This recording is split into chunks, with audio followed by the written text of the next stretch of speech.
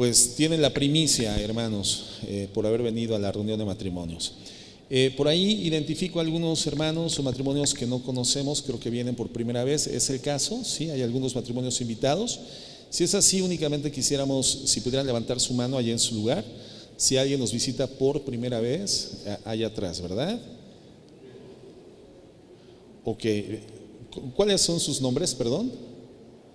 Luis y Judith. Rubí. Luis y Rubí. Muy bien, bienvenidos Luis y Rubí. Aquí también, ¿verdad, hermanos? ¿O ya nos han acompañado? Ok, pues una disculpa. ¿Nos recuerdan sus nombres de todas maneras, por favor? Evelyn y Uriel. Gracias a Dios. Muy bien, pues bienvenidos igualmente. ¿Por qué no damos un aplauso de bienvenida a las personas que nos visitan hoy? Y pues decirles que esta es su casa, ¿verdad? Esta es su casa y siempre que quieran estar por aquí juntamente con nosotros siendo edificados en la palabra del Señor, pues son muy bienvenidos. Gracias a Dios. Muy bien.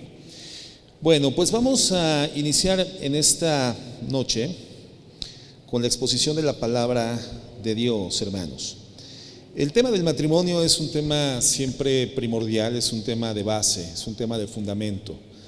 Recordemos que el matrimonio es la forma de relación humana que Dios diseñó con un propósito más allá de las satisfacciones o placeres que nos pueda proveer de forma natural el matrimonio. Cuando nosotros programamos llegar al casamiento, al matrimonio, generalmente tomamos esa definición vinculando expectativas asociadas a los sentimientos, a las emociones, el deseo de tener a alguien con quien compartir la vida, porque le amamos, porque es para nosotros alguien que ocupa un valor preeminente en nuestro corazón. Y siempre esta perspectiva de corte romántico es un motivador esencial para tomar esa decisión. Yo creo que la mejor forma de llegar al matrimonio es enamorado de la persona con la que te quieres casar, ¿verdad? Pero hemos estudiado, hermanos, que el valor del matrimonio va más allá de este placer que provee a la vida conyugal. El propósito del matrimonio es poder proyectar en la tierra una imagen clara de la relación que por la eternidad Cristo va a sostener con la iglesia que le ha redimido. Hemos comentado que si el mundo tiene una noción tan distorsionada, tan poco objetiva de quién es Dios, es porque el matrimonio ha fallado en este propósito. El matrimonio hoy en día lamentablemente no es el reflejo de la gloria de Dios, y el matrimonio tendría que ser el reflejo de la gloria de Dios. Es el primer elemento relacional humano que Dios diseña, un hombre, una mujer, Dios los bendice, los une en el legítimo estado del matrimonio, y entonces les comienza a conferir una serie de tareas y responsabilidades que tenían que ver con la naturaleza de la soberanía y del gobierno divino. Comienza a instruirles que ahora ellos, de parte de Dios, gobernarían sobre la faz de la tierra.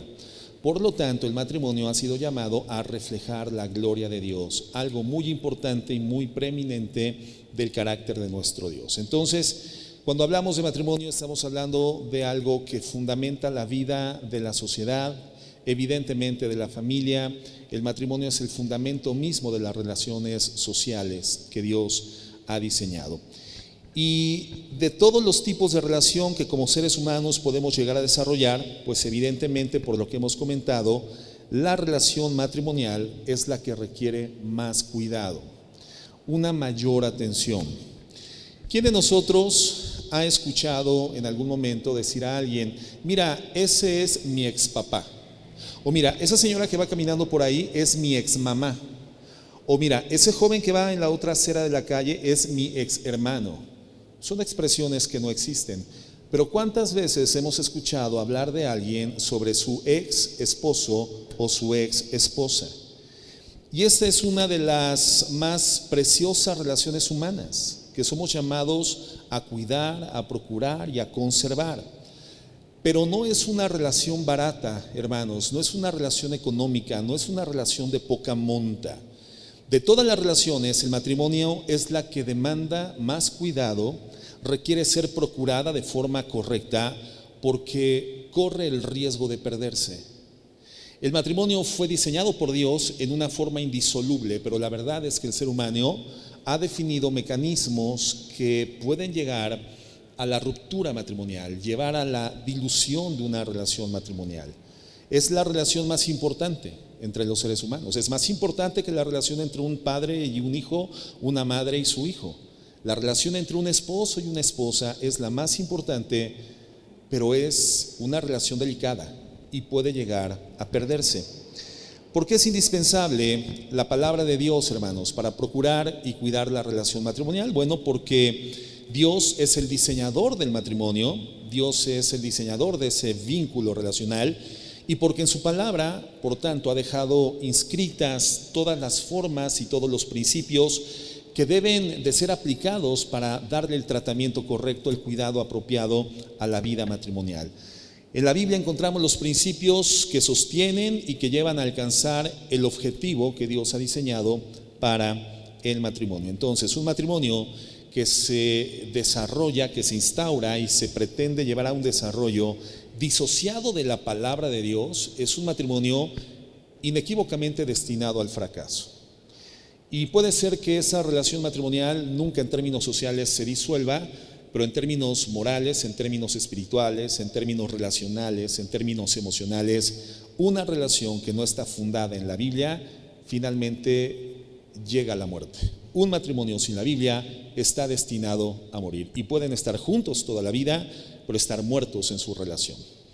Romanos 15:4 dice lo siguiente: porque las cosas que se escribieron antes para nuestra enseñanza se escribieron a fin de que por la paciencia, fíjate en esto, por la paciencia y la consolación de las Escrituras tengamos esperanza. ¿Qué nos dan las Escrituras? ¿Qué nos da la Biblia? Dice la Biblia misma: consolación y esperanza. Entonces, cuando una relación matrimonial ha perdido el ánimo, cuando una relación matrimonial se encuentra en una fase depresiva, cuando sentimos que se ha drenado emocionalmente nuestra vida conyugal, ¿qué es lo que necesitamos? Necesitamos esperanza, necesitamos consolación y necesitamos esperanza. Y lo que Dios enseña es que la fuente primaria de toda esperanza verdadera es la Biblia, la palabra de Dios. Por eso, si vamos a recibir esperanza, tenemos que venir a la Escritura. Si vamos a recibir consolación para la vida matrimonial, necesitamos inequívocamente venir a la palabra de Dios.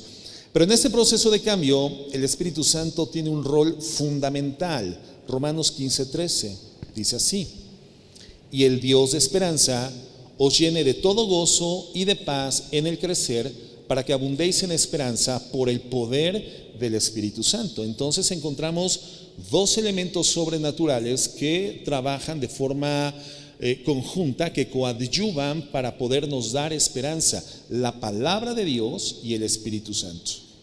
La palabra de Dios sin el Espíritu Santo queda como mero conocimiento en la mente intelectual de una persona, pero cuando la palabra de Dios es afectada por la influencia del Espíritu Santo, entonces se convierte en una verdad iluminada en el corazón de la gente. ¿Qué necesita un matrimonio entonces para que siempre se encuentre dotado de esperanza y consolación? La palabra de Dios y la presencia del Espíritu Santo. Bien, es una forma de aleación, digámoslo así.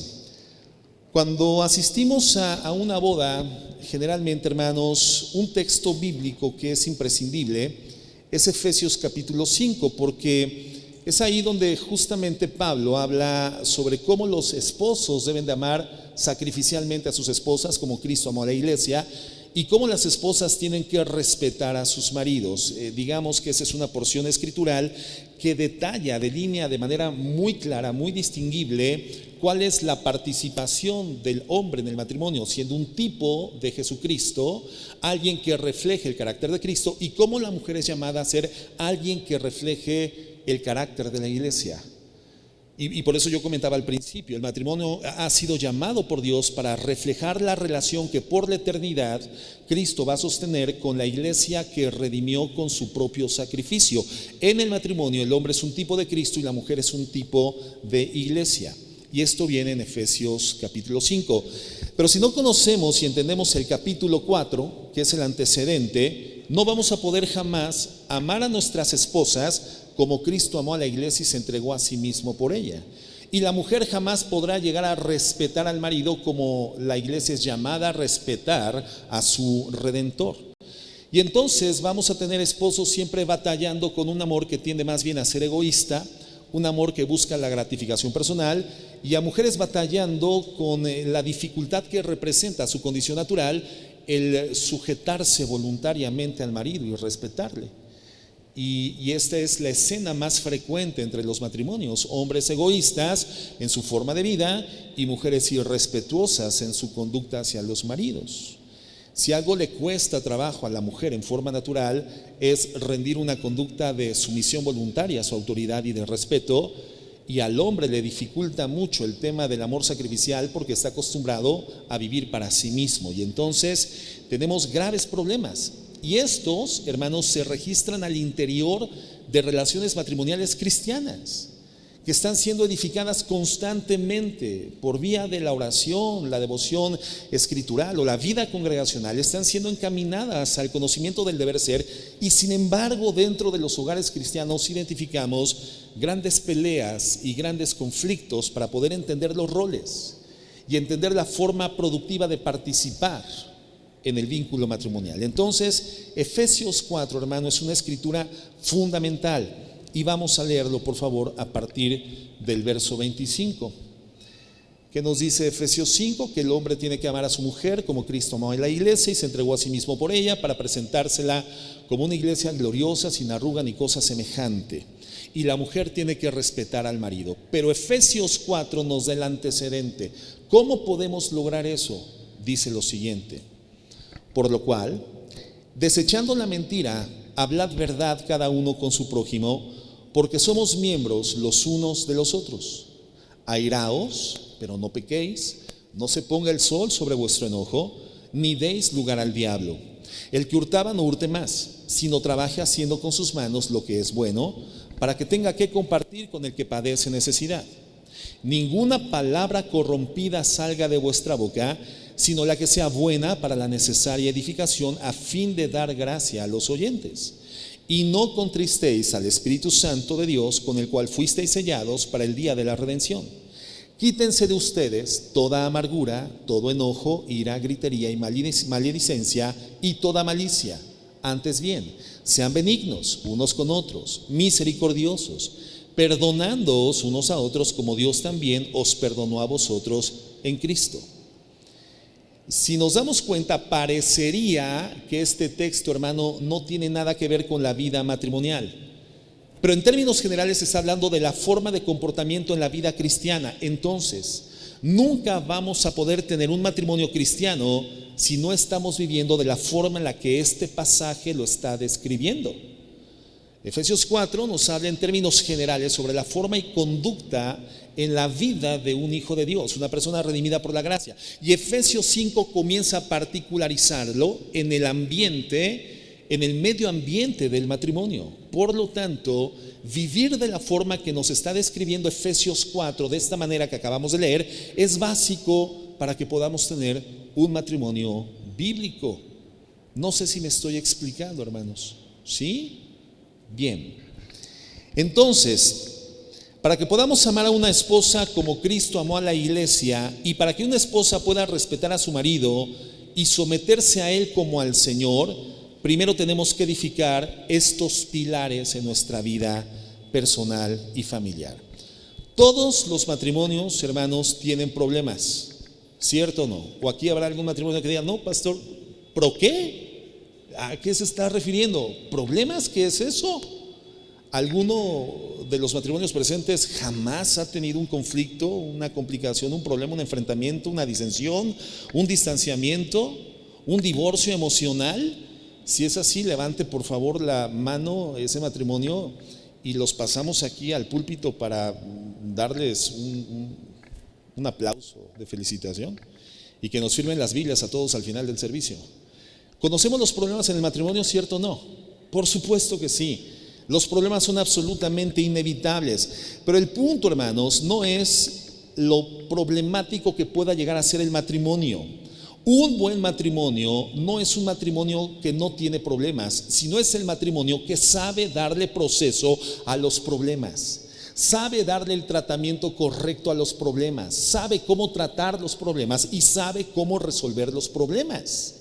Por supuesto que el matrimonio tiene garantizados los problemas, el matrimonio tiene garantizado el sufrimiento, el matrimonio tiene garantizado las lágrimas, pero el tema no es no sufrir o no encontrarte en una condición problemática, sino cómo darle solución a esa circunstancia. Entonces, requerimos pilares, hermanos, que fundamenten la manera en la cual nosotros aprendamos a saber resolver problemas. ¿Y cuál es el primer pilar? De acuerdo a Efesios 4, que acabamos de leer. El verso 25 dice así: hablad verdad con tu prójimo. La Biblia dice que un hijo de Dios, una persona redimida por la gracia, es una persona que se distingue, se significa porque es honesta en su forma de hablar. Con toda la gente, con el prójimo. ¿Y quién es el prójimo? Todos los seres humanos, las personas que se encuentran en nuestro entorno de vida, es nuestro prójimo. Bueno, significa entonces que necesitamos hablar verdad con el prójimo. La palabra prójimo significa cerca, cercano, vecino, quien está junto. Y también se traduce como el más cercano, pero que a la vez es diferente de ti mismo. Así se define prójimo: el más cercano, pero que a la vez es diferente de ti mismo. Y en este sentido, ¿quién será tu prójimo más cercano y más diferente de ti? ¿Quién? Tu esposo, hermana, y tu esposa, hermano. Tu prójimo más cercano es tu esposo, tu cónyuge. Entonces la Biblia dice: habla verdad con tu prójimo. Habla verdad con tu cónyuge. Tu prójimo más cercano demanda que seas honesto y que seas honesta. Nadie, hermano, podrá glorificar a Dios con la mentira. Nadie podrá edificar una vida matrimonial con mentiras. La mentira no es fundamento de nada. La mentira es un falso pilar, es una falsa zapata que ofrece la alternativa de edificar una vida que al final termina resquebrajándose, porque la mentira no glorifica a Dios. Y si algo se está estableciendo como fundamento de tu vida matrimonial sin que esto glorifique a Dios, entonces evidentemente es arena movediza. La mentira no glorifica a Dios. Es una vergüenza que la verdad sea una cualidad cada vez más extraña entre los creyentes y entre los matrimonios de creyentes. No hay ningún lugar donde la verdad sea más importante que en tu matrimonio. ¿Quién está de acuerdo con esto? ¿Quién ha experimentado un problema en la vida matrimonial? No levanten la mano, solamente reflexionemos e identifiquémonos con esto. ¿Quién ha experimentado problemas en su vida matrimonial por causa de la ausencia de verdad? La ausencia de verdad es una garantía de conflictos matrimoniales. La pregunta es: ¿por qué mentimos? ¿Por qué mentimos en el matrimonio? Mentimos porque la mentira protege nuestra imagen. Mentimos porque no queremos que nuestro cónyuge conozca la verdad. Pero nunca podrás crecer a la semejanza de Cristo hasta que enfrentes la verdad. Toda vida cristiana empieza con la verdad, con una verdad radical y con el arrepentimiento. ¿Cuál es la verdad? La aceptación de que nosotros somos personas caídas por el pecado y nos encontramos en la urgente necesidad de ser perdonadas por Dios y reconciliadas con Cristo por medio de sus méritos en el Calvario. Esa es una verdad. Una persona que no reconoce esta verdad en su vida, evidentemente jamás podrá proceder al arrepentimiento para la salvación. Entonces la vida cristiana comienza con el reconocimiento de una verdad categórica. Se requiere la aceptación radical de quienes realmente somos, que aceptemos y confesemos nuestro pecado y que el arrepentimiento, hermano, cambie entonces nuestro estilo de vida. Honestidad, hermanos, cotidiana en nuestra relación con Dios y honestidad cotidiana en nuestra relación matrimonial. Honestidad acerca de cuáles son nuestras luchas, desafíos, necesidades, e ir a la presencia de Dios para ser perdonados, pero igualmente ir a la presencia del cónyuge y poder expresar con absoluta claridad cuáles son las circunstancias que estamos viviendo. Tu cónyuge debe de conocer cuáles son esas luchas. El ocultamiento de una verdad solamente agrava la circunstancia y genera un conflicto. El matrimonio, hermanos, requiere de la capacidad de desnudarnos emocionalmente, moralmente, delante del cónyuge y no avergonzarnos de ello. Poder decirle a tu esposo: mi amor, necesito de tu gracia, necesito tu perdón, necesito tu ayuda, necesito tu amor, porque estoy quebrantada, estoy quebrantado. Mi amor, estoy lidiando con esta tentación en mi vida, estoy lidiando con esto que se ha convertido en una acción pecaminosa y necesito tu comprensión, tu ayuda, tu oración, tu intercesión y tu apoyo. El matrimonio se erige en la verdad, no en la mentira. Génesis 2:24 dice así, la definición del matrimonio: por lo tanto dejará el hombre a su padre y a su madre, se unirá a su mujer y ambos serán una sola carne.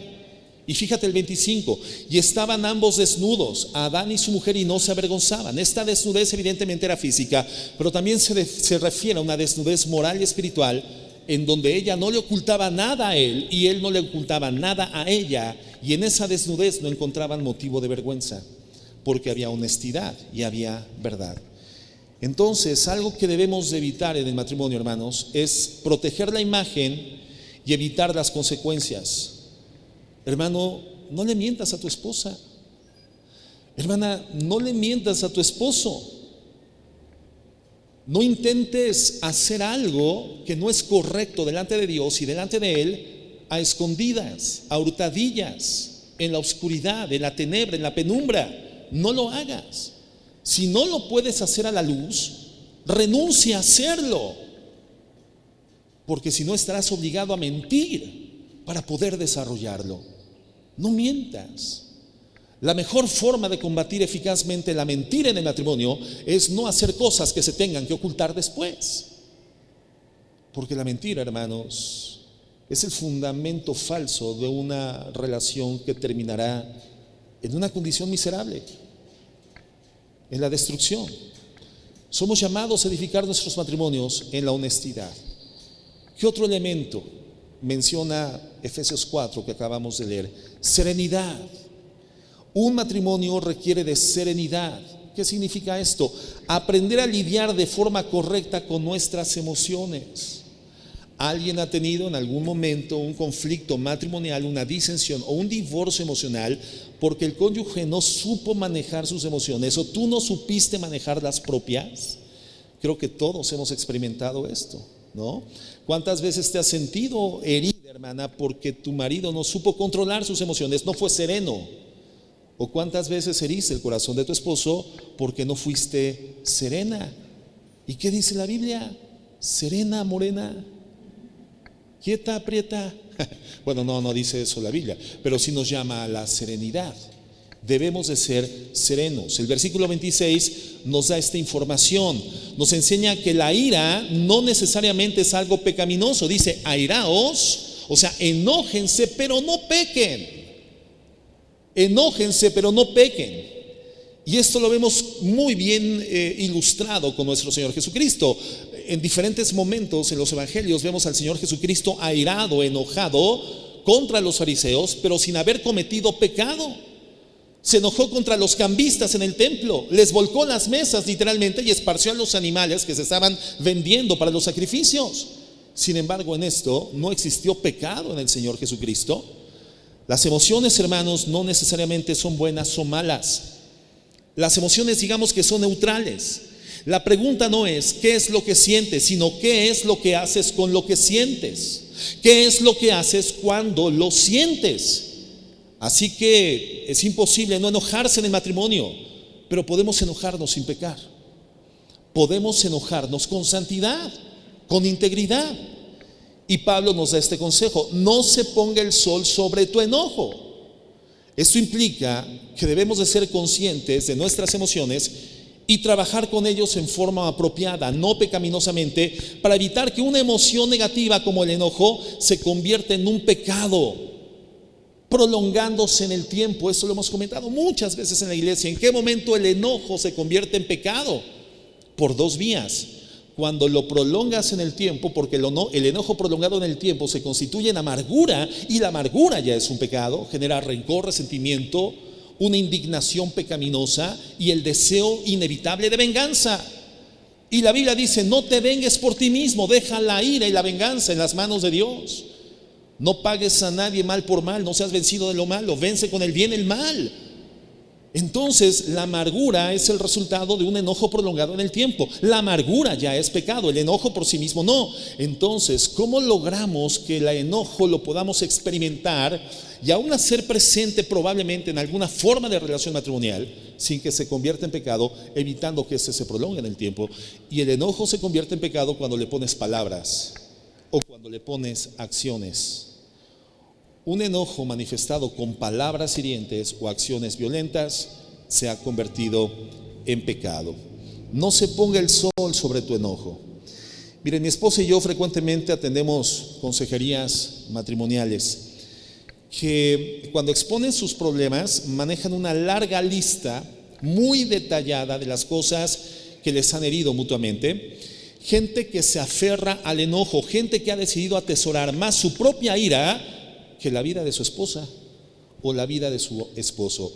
El tesoro más grande en su corazón no es la vida de su cónyuge, es la ira contenida y la ira acumulada. Y esto, hermano, produce amargura. El pecado por el que juzgamos tan duramente a nuestro cónyuge, porque eso sucede cuando ya se convirtió en amargura.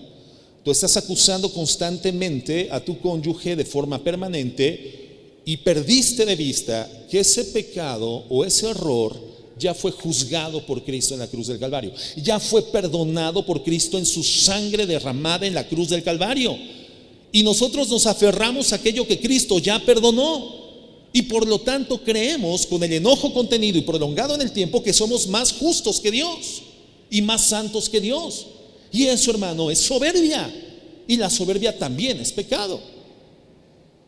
Podemos enojarnos, pero sin pecar. Entonces, somos llamados a lidiar con nuestros enojos en forma dinámica, en forma rápida. Cuando nos aferramos al enojo, lo que hacemos es alimentarlo y se comienza a convertir en parte de nosotros y termina siendo amargura. Aprendamos a decir, perdóname, y aprendamos a decir, te perdono. ¿Cuántas veces, decíamos el domingo, citando a nuestro Señor Jesucristo, somos llamados a perdonar? ¿Se acuerdan? ¿Cuántas? ¿Cuántas dijo Pedro? Señor, ¿hasta 7? ¿Y qué dijo Jesús? No, hasta 70 veces 7. O sea, 70 por 7, no. Jesucristo estaba diciendo indefinidamente. Indefinidamente. Entonces, si Dios, siendo perfecto, hermanos, y santo, justo, ha perdonado a tu esposo o a tu esposa su deuda, obviamente tú estás llamado a perdonar el pecado que cometió contra ti. Por supuesto que sí. Así que necesitamos tener serenidad, hermanos, en el hogar, la capacidad de perdonar. Y después no olvidarnos que ya perdonamos lo que decidimos perdonar y por lo tanto no podemos sacarlo a cuentas. Tenemos que aprender a quemar definitivamente ese álbum de recuerdos tristes, tortuosos, amargosos, difíciles, las heridas del pasado, donde cuando tu esposo hace algo nuevo contra ti, tú sacas el álbum y dices, es que es lo mismo que me hiciste el 25 de enero de 2012 en la tarde a las 5 y fue exactamente lo mismo que hiciste y me dijiste. Y tu esposo, no, pero el 2 de enero de 1998 tú dijiste e hiciste esto. Por Dios, el perdón involucra inevitablemente quemar las barcas. Así como cuando llegaban los conquistadores o los colonizadores a tierras recién descubiertas y quemaban las barcas. ¿Para qué quemaban las barcas, hermanos? ¿Para qué? Para no regresar, para obligarse a permanecer en esa posición, en esa condición, en ese territorio. Nosotros somos llamados a quemar las heridas para jamás retornar a estas y extender genuinamente el perdón. Serenidad. Saber aprender, hermanos, muy bien, a saber manejar nuestras emociones. Otro punto que menciona Pablo, identidad. Y nos dice que no le demos lugar al diablo. En otras palabras, necesitamos conocer al verdadero enemigo. ¿Quién es nuestro enemigo? No es tu esposo, hermana, no es tu esposa. Nuestro enemigo común, hermano, se llama diablo, se llama Satanás. No es tu suegra, no es tu suegro. El enemigo, hermano, es el diablo. Entonces, tienes que asegurarte de que no estás haciendo algo que le da lugar al diablo, dice la Biblia. Es decir, la oportunidad de crear separación en tu matrimonio. Algo que es indispensable para poder enfrentar una batalla con una garantía de éxito es identificar al enemigo. Si tú no identificas quién es el enemigo, entonces ¿hacia dónde diriges la mira? ¿Hacia dónde lanzas la flecha? ¿Hacia dónde disparas? Necesitas identificar quién es tu enemigo. Si no tienes identificado al enemigo, entonces tu lucha va a ser infructuosa. Tu enemigo no es tu esposo. Hermano, y cuando tú dices, es que mi esposo es mi enemigo, mi esposa es mi enemiga, entonces le estás dando lugar al diablo. Lo que el diablo quiere es dividir, es destruir, matar, eliminar la vinculación emocional, la identidad psicológica entre ustedes. El enemigo, hermano, es el diablo. Entonces, si tienes amargura en contra de tu cónyuge, ¿qué tienes que hacer? Tú tienes que confesarlo a Dios y decidir actuar en contra de esa amargura. Tienes que conocer que tu esposa no es tu enemiga, tu esposo no es tu enemigo, el diablo es el enemigo. Así que no le demos lugar, oportunidad de que entre en el matrimonio, porque una vez que le damos espacio, el diablo no se tiente el corazón porque no tiene y va a destruir. Entonces necesitamos identificar quién es el enemigo. Otro punto que menciona Pablo, hermanos, es integridad. Integridad. ¿Qué significa esto, hermanos? Honestidad en práctica. No robar es ser íntegros. No robar. Somos llamados a no robar a nuestro cónyuge. Fíjate lo que dice el verso 28, Efesios 4:28. Dice, el que hurtaba, no hurte más, sino trabaje haciendo con sus manos lo que es bueno, para que tenga que compartir con el que padece necesidad. Ahora, uno diría, ¿qué tiene que ver esto con el matrimonio? Bueno, ¿cómo puedes robarle a tu esposa? ¿O cómo puedes robarle a tu esposo? Reflexionemos. Hermano, ¿le has robado a tu esposa paz? ¿Le has robado a tu esposa autoestima? ¿Le has presionado tanto que has robado la integridad a tu esposo y lo has llevado a pecar? ¿Le has robado su andar con Jesucristo? ¿Tus acciones le han llevado a perder el deseo de seguir adelante? ¿Le has robado el entusiasmo a tu cónyuge en algún momento? ¿Quién podría decir, ay, ese es el caso? No levanten la mano, por favor, pero ¿quién podría decir, ese es el caso de mi esposo? Mi esposo es una persona que constantemente está drenando mi alma, mi autoestima, mi confianza, mi determinación por las cosas. Es una persona que no me estimula, no me catapulta a una comunión viva con Jesucristo. Al contrario, después de estar con Él un tiempo, mi vida se viene abajo. ¿O quién puede decir, esa es mi esposa? Mi esposa me ha robado el gozo, el andar con Jesucristo. Me ha robado el deseo de seguir adelante. Me ha robado el entusiasmo.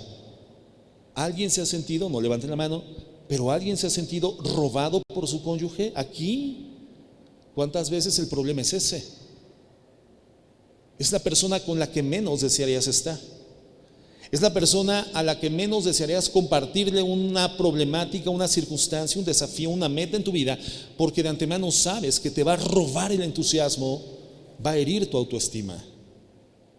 ¿A alguien le ha pasado así? De todas estas formas, hermanos, podemos robar a nuestros cónyuges. Mira, mi esposa y yo estamos casi siempre juntos, ustedes lo saben. Todo el tiempo estamos haciendo la misma cosa y la hacemos juntos. Pero cuando yo llego a viajar solo, hermanos, yo jamás quisiera que mi esposa se preocupara por mi fidelidad hacia ella. Algo que en mi corazón es una convicción, yo siempre tengo que procurar todos los elementos que aun cuando mi esposa no los solicite o no los demande, yo no le lleve a perder su paz o su tranquilidad, no le lleve a robar su paz. Yo estoy convencido y quiero que cada acción de mi vida promueva confianza de mi esposa en mi persona. Yo no quiero robar la paz mental de mi esposa, jamás. Yo debo de construir en su vida una confianza de que cuando no estoy junto a ella en su presencia, yo todavía pienso en ella. Yo todavía estoy motivado por ella, yo todavía estoy enamorado de ella y yo todavía estoy apasionadamente amándola a ella. Y por lo tanto, aunque no estemos juntos, le seré fiel, porque atesoro a mi esposa. Para mí mi esposa es lo que la Biblia dice que es un regalo de Dios. Conocí a mi esposa y conocí el favor y la benevolencia de Jehová. Es lo que dice la Biblia: el que haya mujer, haya el bien, y conoce la benevolencia de Dios. Entonces yo no quiero hacer nada que ponga en riesgo eso. Yo he decidido no robar la paz de mi esposa. Yo tengo que ser entonces fiel. ¿Con qué? Con mis finanzas. Tengo que añadir constantemente valor a nuestra vida en el hogar, y eso es lo que hace la integridad. Le da a nuestra pareja paz mental. No le roba nada a él, no le roba nada a ella. Un libro en la Biblia que siempre recomendamos a los matrimonios leer es Cantar de los Cantares. En gran parte ese libro tiene que ver con la vida íntima en el matrimonio, la vida sexual en el matrimonio. Y algunos piensan que el sexo solamente nos fue dado en los matrimonios para procrear hijos, pero no es así. El Cantar de los Cantares habla mucho de intimidad sexual, matrimonial, pero no habla nada de tener hijos. ¿Sí han leído el Cantar de los Cantares, hermanos? Habla de una forma muy profunda, muy avanzada y por momentos demasiado descriptiva sobre las relaciones sexuales entre el hombre y la mujer, el esposo y la esposa, pero no habla absolutamente nada de ser papás. No habla absolutamente nada de tener hijos. Así que cuando el tener hijos se da en el matrimonio, gloria al Señor, porque es un gran propósito, pero no es el único propósito del sexo. Hermanos, el sexo tiene por propósito fundamental vincular en una condición indivisible la vida del esposo y de la esposa, y de estimular la confianza, la paz y la seguridad en el corazón de ella y de él sobre el estado de fidelidad en el matrimonio. Por eso la palabra de Dios nos llama a que practiquemos con regularidad la intimidad sexual en el matrimonio. Dice la palabra que el sexo en el matrimonio es una deuda que debemos mutuamente pagarnos constantemente, porque ya no nos pertenecemos. Una vez casados no hay privacidad. Dejamos la privacidad y la individualidad por la intimidad. Hoy hay intimidad. Hoy ya no hay tal cosa como es que es mi espacio privado. No, te casaste, ya no tienes espacio privado. Te casaste, ya no puede tocar tu esposa en el baño y decir ocupado. No, le tienes que abrir. Le tienes que abrir. Estés haciendo lo que estés haciendo, porque ya no hay privacidad en el matrimonio. Compartes la cama con tu esposa, compartes la sábana, compartes la cobija, compartes el mismo espacio, porque ya no hay privacidad. Ahora hay intimidad. Y una forma de intimidad extraordinaria es la sexualidad. Y dice la palabra de Dios que es uno de los elementos básicos y fundamentales que Dios nos da y nos dota para mantener la condición de fidelidad. Dice la Biblia que la única causa por la que por un periodo definido de tiempo un hombre y una mujer pueden dejar de tener intimidad es por causa de un mutuo acuerdo de entrar en una fase de oración con el Señor y probablemente de ayuno, para inmediatamente después volverse a juntar, es decir, volver a tener intimidad sexual para no dar lugar al diablo por causa de las tentaciones. La intimidad sexual es algo que se tiene que practicar en una base de regularidad, y es lo que en Génesis 2:24 define precisamente la definición de matrimonio cuando dice que serán una misma carne. Se está refiriendo a la intimidad sexual. Somos llamados a la intimidad sexual, hermanos. Entonces, somos llamados a procurarnos y a no robarnos. Cantares, capítulo 2, verso 15, este libro del que estoy hablando, no, bueno, si quieren ponerlo, pero bueno, lo voy a comentar rápidamente. Habla de las pequeñas zorras, animales, hermanas, no piensen las pequeñas mujercillas, ¿verdad? Que andan buscando oportunidades con sus esposos. No. Literalmente habla de animales.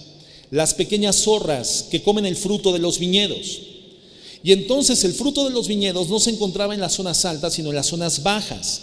¿Qué significa esto? Puede ser que tu matrimonio tiene un buen sistema de defensa contra los grandes peligros que podamos llegar a experimentar, como el adulterio, la infidelidad, las finanzas, ser fieles a Dios. Sin embargo, muy probablemente hay zorras pequeñas que todavía están robando paz mental, paz del alma entre nosotros. ¿Cómo qué, por ejemplo? Bueno, como estar más ocupado en practicar un deporte que en edificar tu vida matrimonial con tu esposa. Como estar más ocupado en practicar un hobby personal que dedicarle tiempo de calidad a tu vida matrimonial. Estar más ocupado en tu vida laboral al punto en que los tiempos de esparcimiento y descanso familiar aún los sustraes, los robas para darle tiempo adicional al trabajo. Y todo esto va a generar incertidumbre. Todo esto va a robar la paz, la armonía, el entusiasmo, el deseo de seguir adelante. ¿Cuál es la sensación de una esposa que espera al hermano, al hermano en la fe, al esposo en casa, deseosa de que llegue, y el marido le da una llamada y le dice: oye, no voy a poder llegar, duérmete tú porque yo tengo trabajo en la oficina por realizar todavía? ¿Esto roba la paz, hermana, sí o no? ¿Esto roba el entusiasmo, sí o no? ¿Esto roba el deseo de continuar adelante, sí o no? ¿Esto roba certidumbre y seguridad, sí o no? Por supuesto que sí. ¿Qué es lo que experimenta una esposa cuando el marido le dice: oye, quedamos ir al cine el sábado, pero ¿qué crees? Acordé con mis amigos jugar fútbol y por lo tanto voy a jugar fútbol porque necesito mi tiempo personal, necesito tiempo para mí, me urge tiempo para mí y por eso no vamos a poder ir al cine como lo habíamos proyectado. ¿Esto qué roba? Roba expectativa de la vida, roba seguridad, roba identidad, roba paz. Tenemos que mostrar integridad, hermanos, en todos los aspectos de nuestra vida. Y lo opuesto a robar no simplemente es no robar, sino dar. Por eso el verso dice: el que hurtaba, Efesios 4, el que hurtaba no hurte más. Pero después dice: trabaje haciendo con sus manos lo que es bueno para que tenga que compartir con el que padece necesidad. Así que en tu matrimonio no es suficiente con dejar de robar a tu esposa. Ahora tienes que hacer lo necesario para agregar valor a tu matrimonio, agregar valor a tu relación conyugal. ¿Cuántos, hermanos, estamos enfocados, determinados, decididos a incorporar valor, calidad a nuestra vida matrimonial? No solamente no es no robar, es dar, es incorporar, es sumar. Entonces no es suficiente con lo que no estás haciendo, sino qué estás haciendo para que tu esposa tenga confianza en ti y en tu matrimonio. ¿Qué estás haciendo para que tu esposo tenga confianza en ti y en tu matrimonio? Eso, hermanos, es integridad. Darle a tu cónyuge el regalo de la confianza. Somos llamados a la integridad. ¿Cómo vamos, hermanos? ¿Nos estamos midiendo con lo que estamos platicando? Bueno, con lo que les estoy diciendo no estamos platicando. La verdad es que ustedes no me están diciendo nada. Nos vamos midiendo. No levante la mano. ¿Quién se ha sentido robado o robada? Por su cónyuge. Otro elemento: intencionalidad. Dice el verso 29: ninguna palabra corrompida, o sea, grosera, majadera, corrupta, salga de tu boca, sino la que sea buena para la necesaria edificación a fin de dar gracia a los oyentes. Así que, ¿qué tendríamos que hacer? Asegurarnos de que todo lo que estoy hablando y todo lo que estoy haciendo intencionalmente agregue valor a mi matrimonio. No debemos de querer usar nuestra comunicación, hermanos, para robar confianza, la confianza que mi esposa tiene en mí. Entonces, por esto, debemos de cuidar y guardarnos de la forma en la que hablamos. Por ejemplo, la forma en la cual hablamos con personas del sexo opuesto. Tenemos que asegurarnos de que no coquetemos con personas del sexo opuesto, ni de tu mismo sexo tampoco, hermano. debemos de ser cuidadosos. Lo que dice el verso es: ninguna palabra corrompida salga de tu boca. Y cuando las palabras que utilizamos son con el propósito de vincular cierta proximidad con una persona que representa atractivo para nuestra alma, esas palabras, aun cuando estén revestidas de falsa honestidad, son corrompidas. Tenemos que asegurarnos de no coquetear. Si en algún momento tú te encuentras pensando en una persona del sexo opuesto que no sea tu esposa o esposo, y quizás te das la excusa a ti mismo para estar pensando en esa persona o estar cerca de esa persona, o si te encuentras comparando a tu esposo o esposa con esa persona, o teniendo fantasías de cómo sería estar con esa persona, entonces tú tienes que ser intencional al respecto y tienes que eliminar eso de tu vida. No levanten la mano, por favor, porque se trata de vincularnos, no de dividirnos. ¿Pero te ha pasado? ¿Te has visto en esta condición, en esta posición? Buscando cercanía, buscando proximidad, buscando pretextar el motivo por el cual estás cercano, vinculándote, platicando, constantemente conectándote con otra persona, porque la realidad es que experimentas atracción hacia ella. Tienes que tratar al pecado como el pecado te trata a ti. ¿Cómo te trata el pecado? El pecado te trata implacablemente.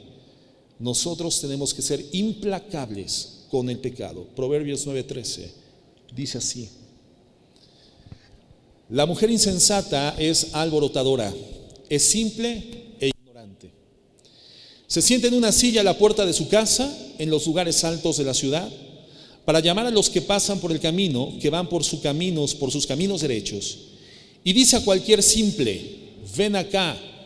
A los faltos de cordura dijo: las aguas hurtadas son dulces. Esto es lo que dice esta mujer: las aguas hurtadas son dulces y el pan comido en oculto es sabroso. Y no saben que allí están los muertos, que sus convidados están en lo profundo del infierno, del Seol. Esta mujer definida como alborotadora, una mujer ignorante, una mujer cazadora del alma del hombre, y llama a los que van por el camino y les dice a los simples. ¿A qué se refiere la Biblia cuando menciona al simple? Al tonto, al torpe, al carente de entendimiento, al que dice: no, es que sí, la verdad, entonces creo que todavía conservo algo de mi atractivo de la juventud. No, si estas canas me dan personalidad, pues es que no estoy todavía de tan mal ver, o las lonjitas no me vienen tan mal. Seguramente hay algo que le atrae. No, eres simple. No es que seas muy atractivo, hermano, que seamos muy guapos o que les gustemos demasiado a las mujeres, sino que somos torpes, somos simples, faltos de cordura. Y estas mujeres dicen: las aguas hurtadas son dulces y el pan comido en oculto es sabroso. Y los que caen en sus redes no saben que allí están los muertos y que sus convidados están en lo profundo del infierno. ¿Qué sucede si nosotros damos paso a esto y lo practicamos? Y evidentemente lo guardamos en secreto. Estamos faltando a la integridad, a la verdad, que es el primer punto elemental que estructura sólidamente la vida matrimonial. Comenzamos a pensar y a hacer cosas que tenemos necesariamente que mantener en oculto, porque no podremos ventilarlas sin sentirnos avergonzados y sin herir el corazón del cónyuge. La Biblia dice: no hagas esto, porque esto va a terminar destruyendo tu matrimonio.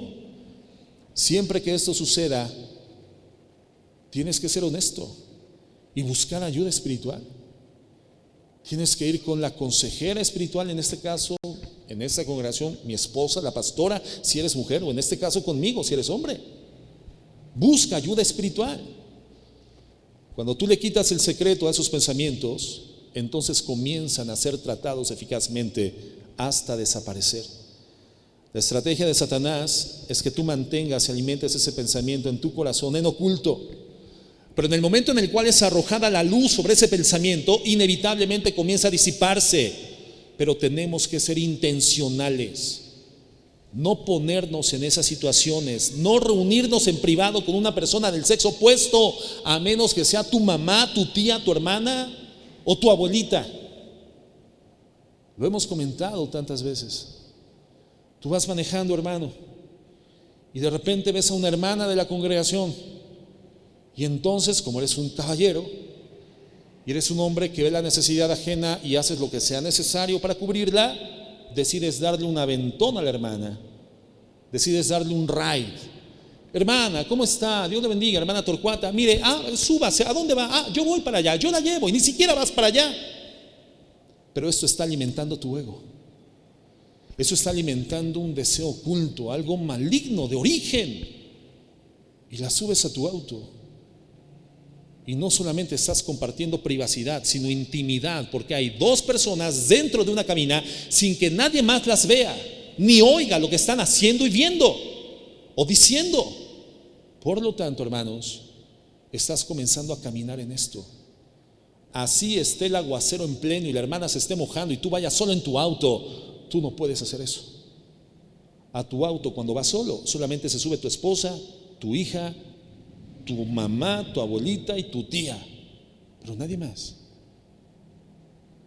Eso se llama integridad.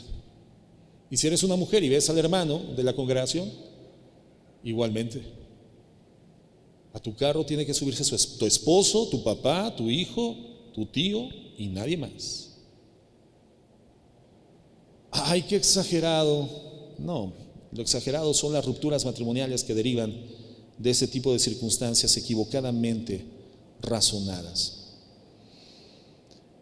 Entonces, hermanos, no importa quién sea, no importa que sea un cliente, una maestra de tus hijos, un amigo de la secundaria, un ministro de culto, nadie absolutamente puede compartir esos espacios sino solamente tu cónyuge.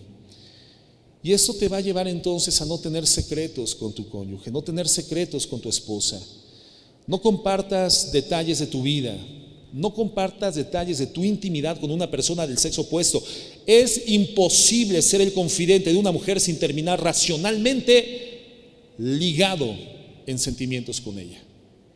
Es imposible ser confidente de un hombre sin terminar unida sentimentalmente a sus problemas. Un hombre no puede ser confidente de una mujer, a menos que sea su esposa. Así que, hermano, si a ti te agrada dar consejería a las hermanas de la congregación, evita hacerlo, o evita ser disciplinado, evita ser exhortado. Un hombre jamás le da consejería a una mujer a menos que esté en presencia de su esposa o de su esposo. Jamás, jamás. Es un principio fundamental en esta congregación porque los preceptos bíblicos lo establecen.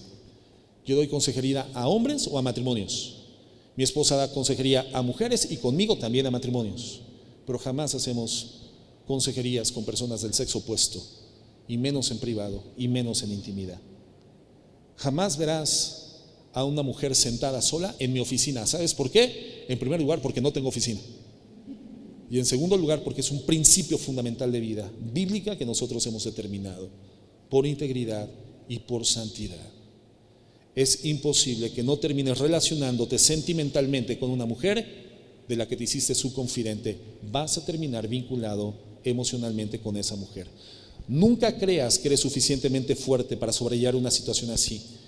Ese es un pecado que en ningún lugar en la Biblia dice que debamos de luchar contra él. La Biblia dice que tenemos que huir de este pecado, proteger, hermanos, y conservar nuestras vidas personales para poder proteger nuestros matrimonios. No dejes que ninguna palabra corrompida salga de tu boca, sino solamente para edificar.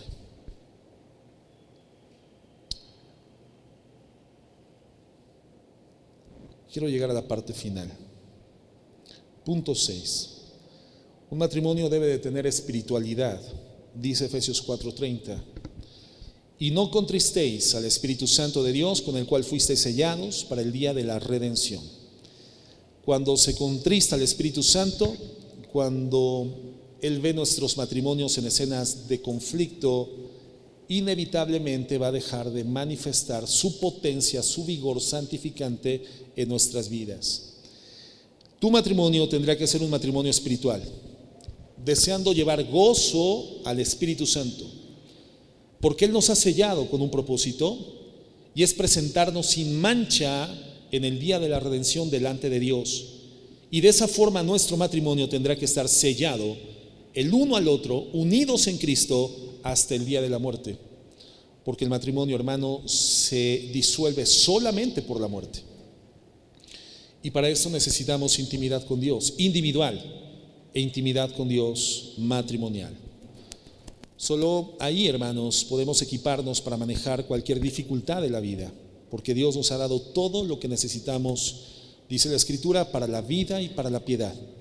Si tú crees esto, hermano, entonces vas a promover los momentos devocionales, los momentos espirituales en tu vida matrimonial. Y no vas a permitir el contristamiento del Espíritu Santo. Vas a proveer elementos de fidelidad, de búsqueda de Dios, de intimidad con Cristo, que generen gozo al Espíritu Santo.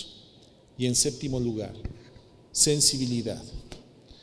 Tú necesitas mostrar gracia y perdón a tu esposa o a tu esposo. Efesios 4:31 lo dice: quítense de ustedes toda amargura, enojo, ira, gritería, maledicencia y malicia. Antes sean benignos unos con otros, misericordiosos, perdonándose unos a otros, como Dios también os perdonó a vosotros en Cristo. ¿A qué nos llama el Señor? A ser amables, a perdonar, así como Dios es amable con nosotros y nos ha perdonado en Cristo Jesús. Perdonar y ser amables. No solamente perdonar, sino ser amables. Vamos a suponer que tu esposa te llama por teléfono, hermano, y te dice: mi amor, ¿qué crees? Choqué el auto. ¿Cuál sería tu reacción? ¿Qué? ¿Que choqué? ¿Que chocaste qué? Choqué el auto, mi amor. ¿Cuál sería tu reacción, hermano? ¿Te ha pasado, hermana? A ver, ¿qué hermana ha chocado? ¿Pudiera levantar ahí su mano? Para saber de quién distanciarnos cuando la veamos manejando en la calle. Ok.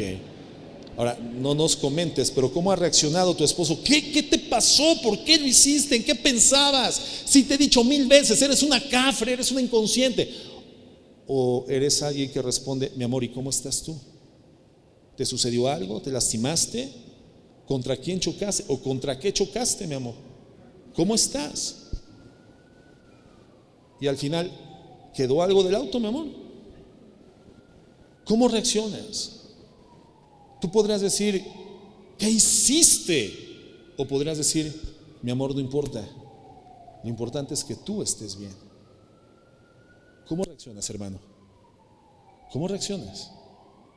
¿Cómo reacciona tu esposo, hermana? ¿Cuál sería la respuesta? Hermanos, tenemos la oportunidad gloriosa de demostrar esto: amabilidad, gracia, perdón.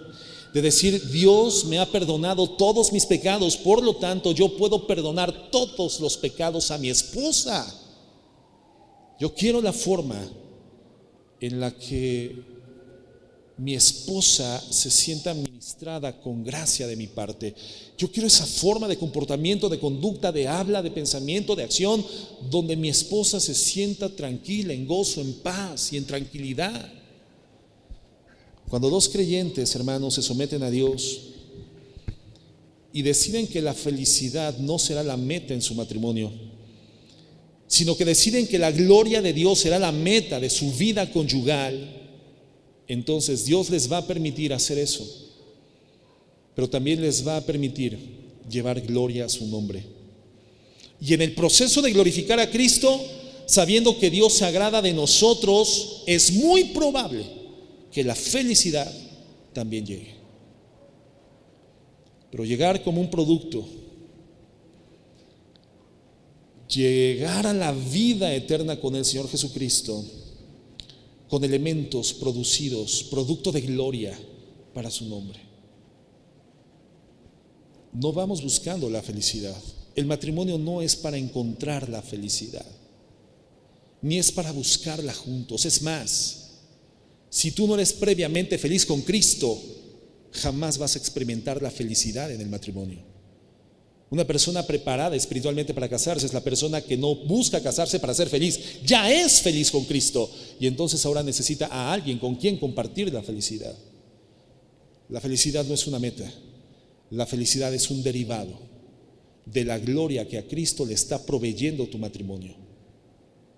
Esa es nuestra búsqueda, gloria para Dios. El resultado, hermano, su nombre es conocido, su nombre es exaltado, y por su gracia nos encontramos con la felicidad. Y entonces, bueno, qué importante es que sepamos que la vida en el matrimonio involucra al hombre en ese sacrificio constante de amor, de entrega total, donde a través de su sacrificio su esposa es redimida en el carácter y se la puede presentar a sí mismo como Cristo a la iglesia, él a su esposa como una mujer sin mancha ni arruga en su carácter ni cosa semejante. Y la mujer se somete al marido como al Señor y lo respeta. Qué hermoso es saber esto. Pero si antes no estamos viviendo la vida cristiana que menciona Efesios 4, entonces tampoco podremos vivir esa vida cristiana en el matrimonio.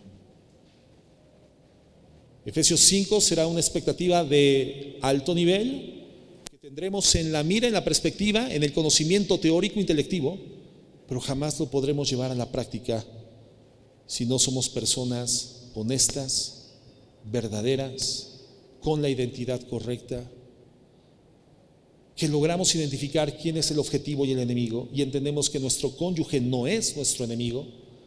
Personas amables, personas bondadosas, personas que otorgamos gracia, que damos perdón, personas que no hablamos palabras corrompidas, personas que guardamos de forma extraordinaria la confianza de nuestro cónyuge en nosotros, que no robamos a nuestro cónyuge, no le robamos entusiasmo, no le robamos expectativa, no le robamos confianza, sino que incorporamos valor a su vida, que guardamos la intimidad y la fidelidad hasta las últimas consecuencias y circunstancias y le damos seguridad a su vida.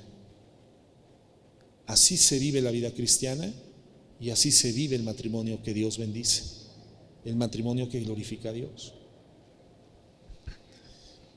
Sirve entonces la palabra, hermanos, para podernos medir en ella. Eso es la Biblia, es una balanza, es un rasero, es un filtro que deja claramente de manifiesto aquello que no puede pasar, aquello que queda atorado porque es grueso, porque es burdo, porque no tiene la fineza, no tiene la delicadeza de la espiritualidad. Entonces sirva la palabra para identificar las acciones burdas, las conductas burdas, los pensamientos burdos, el trato burdo que nos hemos dado a lo largo del tiempo y que ha generado un conflicto en nuestra vida matrimonial, que nos ha llevado a lo largo del tiempo, si bien permaneciendo juntos, divorciados emocionalmente, divorciados espiritualmente. El punto no es que no enfrentemos problemas, es inevitable esto. Es el tratamiento que le vamos a dar a los problemas. El tema no son los enojos, sino cómo procesaremos las emociones para que mi enojo nunca se convierta en un pecado que termine hiriendo la mente y el corazón de mi cónyuge. ¿De qué manera puedo establecer mis pies en Jesucristo para que Cristo sea reflejado a través de mi vida y de mi matrimonio, y mi matrimonio sea para la gloria de Dios? ¿Cómo está nuestro matrimonio, hermanos, a la luz de la palabra, a la luz de la Biblia? ¿Cómo se encuentra? ¿Quiénes somos? ¿Cómo nos conducimos? ¿Qué tenemos que ajustar? ¿Qué tenemos que mejorar? ¿O qué tenemos que abandonar? En la vida, hermanos, hay cosas que tenemos que resolver, hay otras que necesitamos ajustar y hay otras que necesitamos abandonar para seguir adelante. ¿Cuáles son los asuntos que tienes que resolver en tu vida personal con Cristo? ¿Cuáles son los asuntos que tienes que ajustar? ¿Y cuáles son las áreas de tu vida que tienes que abandonar para que tu matrimonio sea un matrimonio que glorifique a Dios? Pues que sea el Espíritu Santo quien habla a nuestro corazón. Vamos a orar.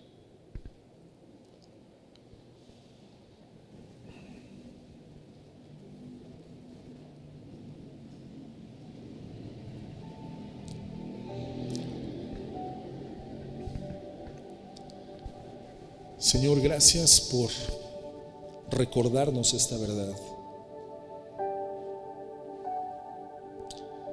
El matrimonio es nuestra relación más importante y por lo tanto es la que requiere mayor cuidado. Tiene que ser constantemente procurado, permanentemente mantenido, Una preciosa relación que no es barata, no es económica. La relación que demanda más cuidado porque corre el riesgo de perderse. La única relación que Dios dijo no será separada por el hombre, y es justo la relación que puede perderse de manera tristemente sencilla. Señor, ayúdanos. Porque si somos parte de un matrimonio, la primera demanda que recibiremos de Dios en su presencia es: ¿qué hiciste en tu matrimonio? ¿Qué hiciste con tu esposa? ¿Qué hiciste con tu esposo? El Señor no nos va a demandar ni siquiera cuán buenos padres fuimos, sino cuán buenos cónyuges fuimos en nuestra conducta, en nuestra vida. Porque la paternidad no constituye familia, el matrimonio sí. Gracias a Dios por la paternidad, pero la relación primaria es mi relación con mi cónyuge. Señor, ayúdanos, porque creo que en el deseo de todos existe la motivación de poder ser para lo que nos has constituido, Señor, para honra y alabanza de tu gloria, hacer una clase de matrimonio, Señor, que te refleje a ti, que hable de ti, que te glorifique. Que cuando la gente lo vea, nuestros vecinos nos vean, nuestros invitados nos vean, puedan identificar tu presencia y puedan entender cómo vivirá Cristo con su iglesia redimida por la eternidad. Que nuestro matrimonio sea una potencia evangelística para el mundo que no te conoce a ti. Ayúdanos, mi Dios.